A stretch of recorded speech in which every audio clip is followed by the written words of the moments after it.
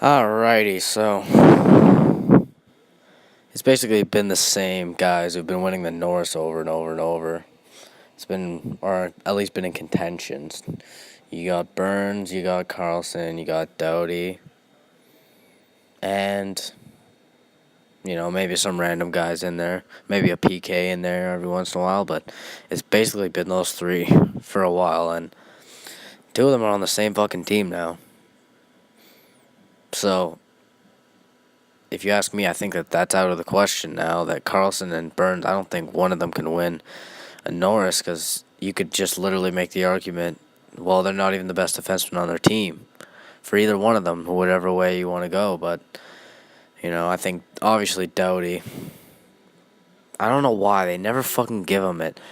They never give him it. They gave it to Hedman last season. And, Doughty, I think Doughty deserved it, but they always do the thing where it's the guy who should have a Norris on his resume but doesn't have one yet. They always give it to that guy, and that's honestly the reason Doughty won his first one, because Carlson really had an amazing year that year, but in 2016 I think it was, and they gave it to Doughty just because he didn't have one. And then last year, that came around to fuck Doughty in the ass, and this year I've got a real sneaky suspicion on a guy who, I was looking at the betting odds. His odds aren't even that good on it, but I think that no one really, if you were to predict this, no one would think you'd be right, and that's Aaron Ekblad. I think Aaron Ekblad, 2 years ago, he had a horrible year. He was fucking getting drilled in the corners, and he had concussion problems. And he just didn't play well at all. Panthers didn't really play well as a team, but last year I think he was tied for first among goals by defensemen, or he was definitely top two. And I mean, that's only the offensive side of things. He's a big, I think he's 6'4", probably, I don't know how much he weighs, but he's a fucking big boy. He's your prototypical superstar defenseman, and when you really think about it, he is the heart and soul of that team defensively, and I think that he could really take a huge step this year. And, these past 5 years probably, if you had told me before last season Victor Hedman's going to win the Norris, I'd be like, okay, that's not a very fucking hot take. Or Doughty or Carlson or Burns, I'd be like, okay. Or PK, that's not really that crazy to say. But Aaron Ekblad, it's like, oh, I don't know, man.